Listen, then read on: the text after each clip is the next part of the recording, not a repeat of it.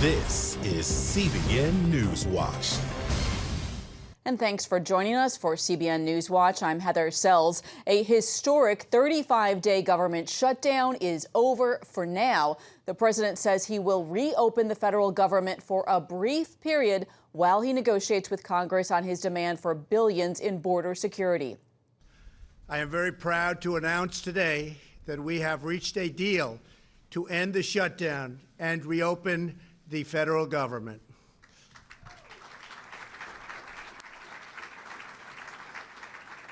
As everyone knows, I have a very powerful alternative, but I didn't want to use it at this time. In a short while, I will sign a bill to open our government for 3 weeks until February 15th. I will make sure that all employees receive their back pay very quickly or as soon as possible. It'll happen fast. I am asking Senate Majority Leader Mitch McConnell to put this proposal on the floor immediately. After 36 days of spirited debate and dialogue, I have seen and heard from enough Democrats and Republicans that they are willing to put partisanship aside, I think, and put the security of the American people first. The president said a border wall will keep drugs and criminals out, and he warned that if Congress doesn't deliver, he will shut down the government again.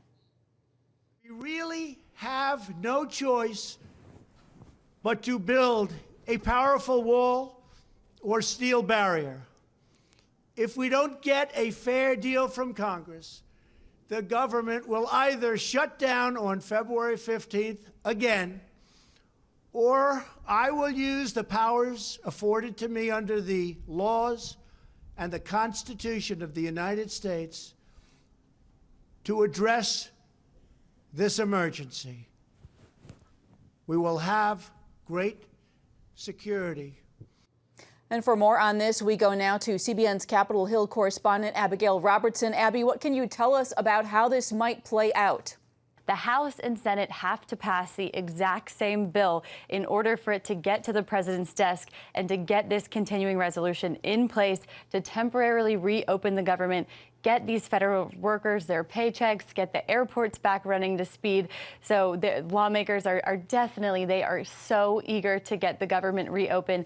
Yesterday, Vice President Mike Pence was on the Hill meeting with the Senate GOP, and we heard that that meeting was very tense.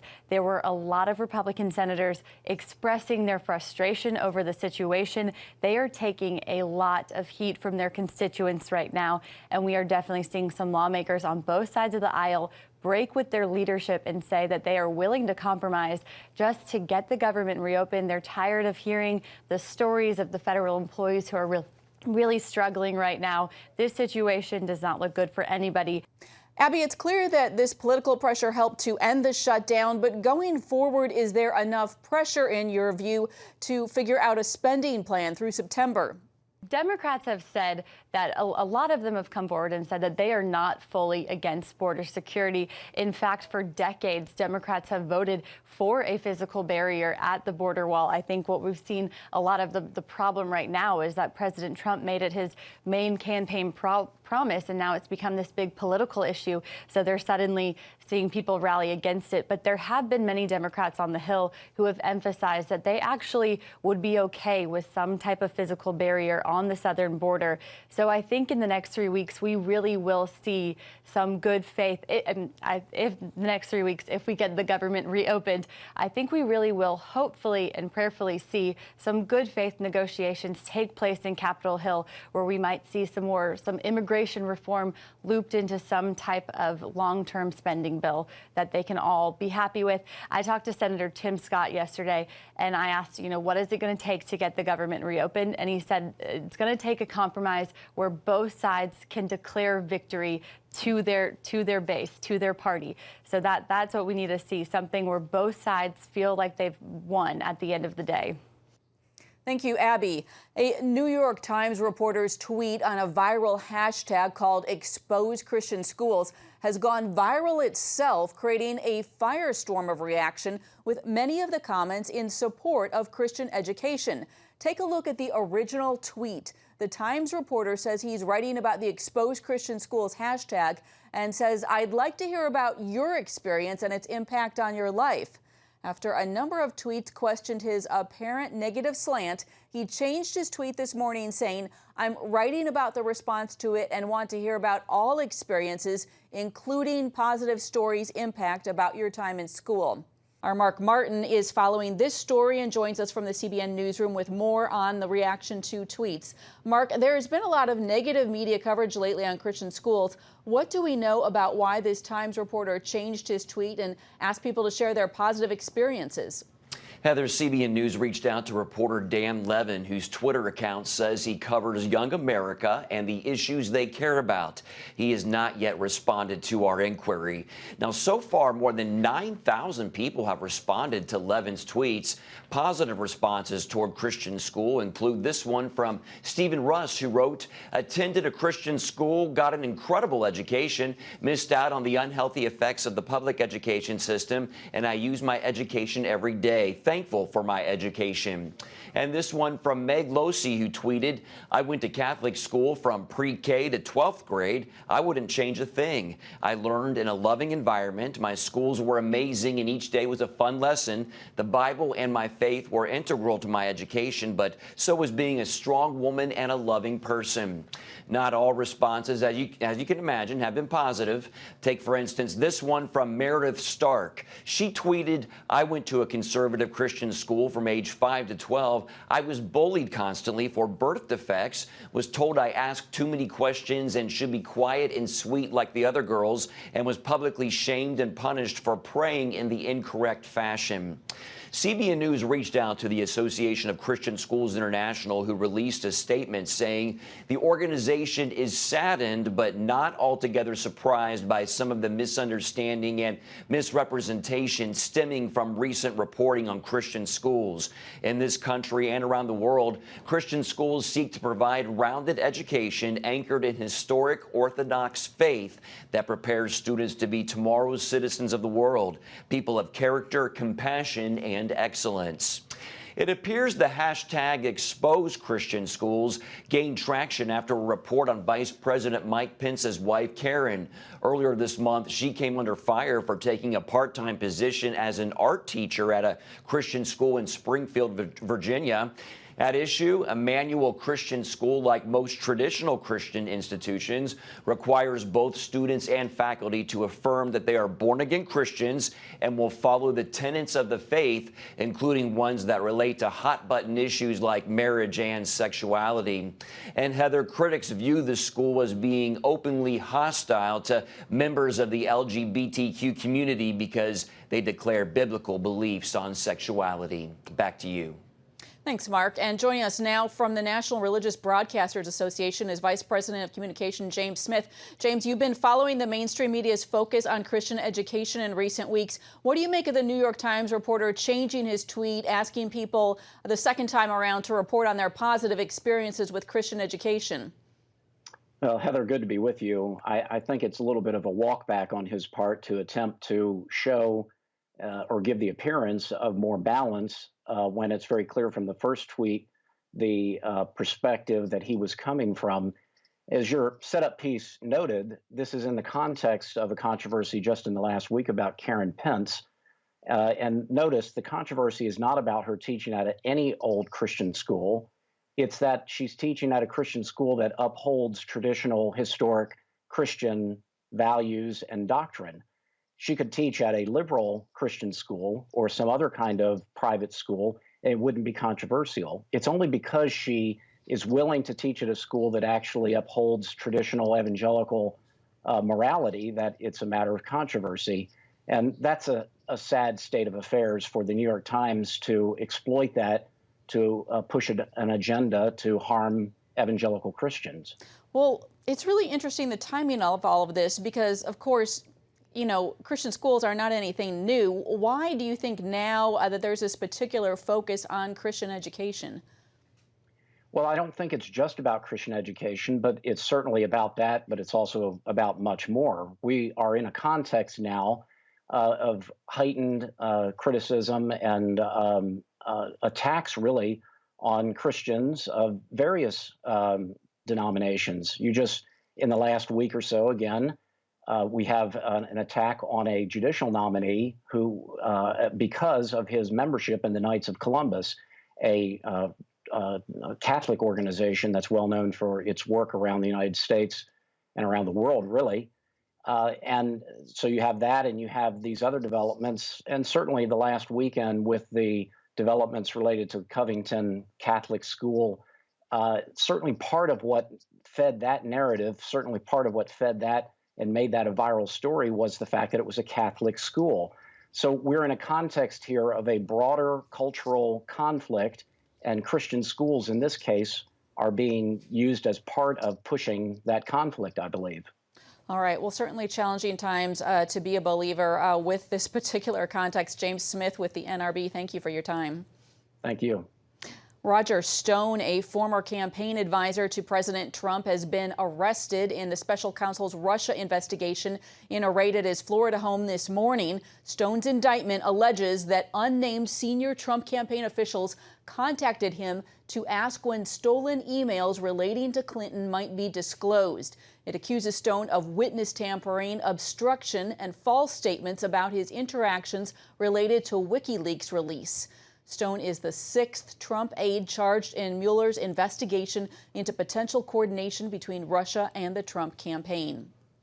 And turning to Syria right now, CBN's Middle East Bureau Chief Chris Mitchell is there following up on the U.S. troop withdrawal. He's bringing us a first-hand look at what impact President Trump's decision will have in the area. Chris spoke with the chief spokesman for the Syrian Democratic Forces, or SDF. Major Kino Gabriel explained what he sees developing with the surrounding nations. With the U.S. being pulled out, either Turkey and the extreme groups who are supporting it are going to be in the area here, or it will be Iran and their militias, or the regime and its extreme mentality of Arabication, let's say. So I think it is important to know and to understand that everything is at risk. Gabriel also told CBN News the SDF won't accept the 20-mile security zone that has been proposed if it would be monitored by Turkey. And tonight on CBN's Jerusalem Dateline, we'll have more of Chris's exclusive Frontlines report from northeast Syria. Could this lead to war or even genocide? Plus, a look at the groundbreaking archaeological discoveries at Shiloh, the capital of ancient Israel, and a look at why scientists are concerned about the future of the Sea of the Galilee. All this and more from Chris Mitchell and our Middle East Bureau tonight at 9:30 Eastern on the CBN News Channel. CBN presents The I Wills of God, your path to overcoming fear and anxiety. We're going to talk about some of the incredible promises God has made to His children. In Pat Robertson's newest teaching, you'll discover the I Wills of God. I will rescue him, protect him, answer him, be with him in trouble, deliver him, honor him, satisfy him with long life, show him my salvation, and see amazing stories of God's promises in action. What I felt was loved and treasured. God spared my life twice in 3 days. The good Lord had given me a second chance. Break free from stress and despair. The Lord doesn't want you to live in fear, but to know the rewards given to those who love God. Call 1-800-700-7000 or visit cbn.com. The I Wills of God, your path to overcoming fear and anxiety. Hello, I'm Terry Newsom. Did you know there are more than 148 million orphans in the world today? 148 million. But it was 3 little girls that taught me about the plight of orphans. My husband and I spent nearly a month immersed in the daily activities of a Ukrainian orphanage as we waited to adopt 3 sisters. I saw firsthand the utter loneliness, the pain of rejection, and the overwhelming desire to be loved. That experience changed me forever. And out of it grew a ministry from my heart called Orphan's Promise, Today, we're helping orphans and vulnerable children in more than 50 countries worldwide. Thousands of children are now in safe homes. They're being educated, and they're learning life skills. I'm asking you to join with me and become family to these children. Will you call the number on your screen right now? Because every child deserves a chance to be happy. Israel is having a rainy winter, and there's even snow on Mount Hermon, but the country is still suffering from a severe water shortage after 5 years of drought. That means trouble for not only the country, but for a famous body of water. CBN Middle East correspondent Julie Stahl has that story. More than 1 million tourists visit the Sea of Galilee each year, but the biblical lake is shrinking after several years of drought. This is the same Sea of Galilee that Jesus walked on. Out on the lake, it looks like there's plenty of water, but in reality, it's a different situation. There are altogether 21 boats on the Sea of Galilee, and because the level of the water is so low, for example in Ginosar, instead of 3 piers, we use only 1. Daniel Carmel owns 2 of those boats. He operates the Galilee worship boats and takes Christian groups out on the lake for a unique worship experience. They don't know how is the Sea of Galilee when it's full. This is the lowest that I ever saw. 25 years that I'm here, this is the lowest. Israel's rainy season begins in late October and continues until mid-March.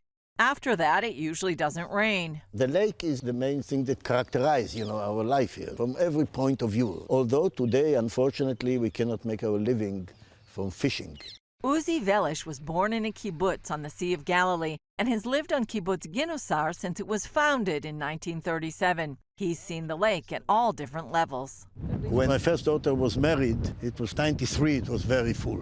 The wedding was on the lawn here in front of my house. You can see it, about 200 meters. Okay. It will come up toward the rocks. The rocks were put in there in the 70s to defend from the storm. There was a storm, east storm, and the waves chopped the soil, so they built these rocks. He said trouble started before Israel was a state, when the British built a dam. The moment you stop the Jordan, beginning to control. But only in '64, they added the big pumps that deliver the water from the Sea of Galilee to the south or to the middle of Israel. On top of that, Israel gives Jordan 50 million cubic meters of water a year as part of a 1994 peace agreement, and Jordan is asking for more. The lake has been low in the past and recovered, like 30 years ago when the receding waters revealed a hidden treasure. This boat is really completely unbelievable. Dubbed the Jesus boat, the fishing vessel was like one Jesus' disciples would have used. Discovered by 2 brothers in the mud along the shores of the Sea of Galilee, it soon became a national sensation. That was really something. The whole state was a boat from 2,000 years ago. This is and with such a significance, that really can be related to Jesus, Treasures aside, the Kinneret, as it's called in Hebrew, or the Sea of Galilee, used to be one of Israel's main sources of drinking water. Until not so long ago, the Sea of Galilee was one of the 3 main natural sources that supplied water. Now it hardly supplies. Growing population, increasing demand, and a drop in the quantity of water have all contributed to the situation. The lake is more than 15 feet below the full line. In a rainy winter, it would normally rise about 5.5 feet. Then it begins to evaporate again in the summer. But Israel Water Authority spokesman Uri Shor says when Israel saw the drought was prolonged, it stopped pumping into the main water system. We cut down the pumping there from about 400 million cubic meters per year to less than 30. And nevertheless, the level of the water of the Sea of Galilee continues going down. If the water level drops too low, the lake will become salty and it will never be able to be used for drinking water again. That's why Israel is trying a unique approach. Israel planned and started building water carriers that will bring water from desalination plants to the Sea of Galilee in order to keep the level of the water high enough in order not to lose the Sea of Galilee as a drinking water pond. Shor said they can't fill the lake completely with desalinated water, but they can fill it enough so as not to lose the quality of the water. I do not think that you have another lake in the world that people fill it with man-made water in order not to lose it. So we'll be pioneers about that as well. Shore said every 20 to 30 years, Israel gets enough rain to fully restore the Sea of Galilee, but they can't count on it. In addition to not pumping the water out and pumping desalinated water in, Carmel had this advice. Pray hard for rains. That's what we need, a lot of prayers. Pray for rains, even when you are here. Julie Stahl, CBN News, the Sea of Galilee. Parents, the Superbook Bible app is a great way to get your child reading the Bible because in today's busy world, we can use some help. The free Superbook Bible app has fun stuff your kids will love. They'll have a blast learning the Bible, playing great games, watching cool videos, discovering heroes in the Bible. They'll have fun while they learn God's Word. The Superbook Kids Bible app, available now. Life. It's meant to be lived fully. Jesus said it. I came to give you life. Life to the fullest. Life in your family. Life in your finances. Life in your body, mind, and spirit. Life in your everyday.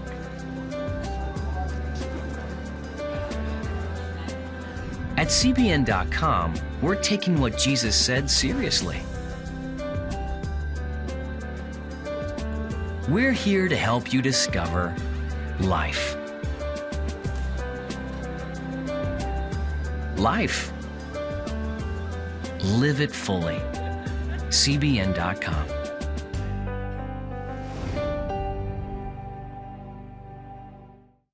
Discover the I wills of God. I will rescue him, protect him, answer him, be with him in trouble, deliver him, honor him, satisfy him with long life, show him my salvation. What I felt was loved and treasured. God spared my life twice in 3 days. The good Lord had given me a second chance. Call 1-800-700-7000 or visit CBN.com. The I wills of God, the latest teaching from Pat Robertson.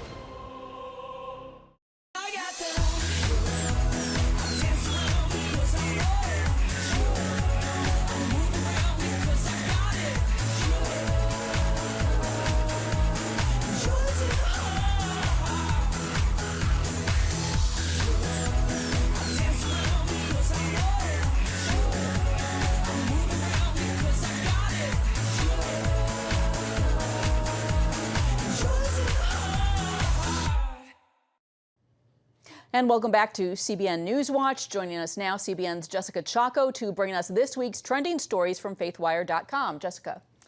Well, Super Bowl Sunday is just over a week away, and businesses will reap the profits from the nearly 80,000 guests in the Mercedes-Benz Stadium. Except that is for Chick-fil-A, who has decided to uphold a certain company policy. Here to tell us more about it, managing editor of Faithwire, Dan Andrews. Dan? Yeah, well, Chick-fil-A never ceases to amaze, and Truett Cathy, the founder of Chick-fil-A, had initially instituted the no work on Sunday policy because he'd been in the restaurant industry for a long time and where they worked 24/7 around the clock. And so he instituted that policy so his employees could have time with their family on the weekends. And they stick to that policy even when it's tough, even when it's going to lead to obvious financial loss in the short term. But they found over time that they actually gained tremendous benefits from that, having it closed on Sunday, and they didn't lose overall by not being open one day a week. Now, being closed on Sunday is one thing, but this is quite a bold move, isn't it, when we're looking at the potential profits they could make from a huge event like the Super Bowl?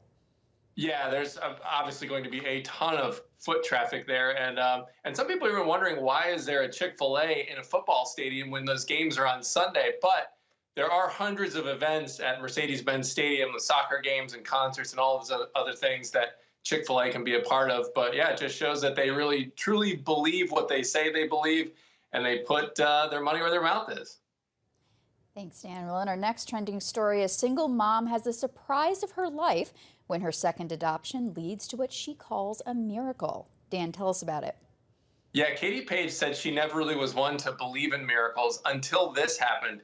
Finding herself single in her 30s, she'd always wanted to be a mom. And so she decided to become a foster parent and had fostered several kids before finally getting to adopt a young boy. Well, while she was in the process of that adoption, she got an emergency call for an emergency placement. And she happened to notice the name on the bracelet had the same name as the mother of her son that she adopted. So she kind of put two and two together there, asked the caseworker to look into it, and indeed found out that this child that she adopted and then later placed in emergency adoption, which she decided to do because she just felt God calling her to do it. She finds out that they're actually brother and sister. So not only did she give them a home, she got them a home with their actual siblings. Pretty amazing stuff. Thanks, Dan. You can find stories like these and more by visiting FaithWire on Facebook and on the web at faithwire.com. Heather? Very inspiring. Thanks, Jessica. And stay with us. We will be right back. When you give, smiles grow bigger. When you care, homes are happier. When you comfort, the hurt goes away. When we all come together to love, miracles happen. Hello, I'm Terry Newsom. Did you know there are more than 148 million orphans in the world today? 148 million. But it was 3 little girls that taught me about the plight of orphans. My husband and I spent nearly a month immersed in the daily activities of a Ukrainian orphanage as we waited to adopt 3 sisters. I saw firsthand the utter loneliness, the pain of rejection, and the overwhelming desire to be loved. That experience changed me forever. And out of it grew a ministry from my heart called Orphans Promise. Today, we're helping orphans and vulnerable children in more than 50 countries worldwide. Thousands of children are now in safe homes. They're being educated, and they're learning life skills. I'm asking you to join with me and become family to these children. Will you call the number on your screen right now? Because every child deserves a chance to be happy. Hello? Is this thing on? Hey, kids, do you love games? And do you love discovering things? Well, do ya? Then you're gonna love this. It's the new free Superbook Kids Bible app. You can play games, watch videos, find answers to your questions, and a whole lot more. The new Superbook Kids Bible app. Free downloads available on iTunes and Google Play now. This Sunday, January 27th, is International Holocaust Remembrance Day. This day was established in 2005 to encourage worldwide awareness of the approximately 6 million Jews killed and also to promote Holocaust education around the world. Earlier this week, the remains of 6 unidentified Holocaust victims were finally given a proper burial after spending years in storage at a British museum. Well, that is it for us. We hope that you'll join us next time and have a great weekend.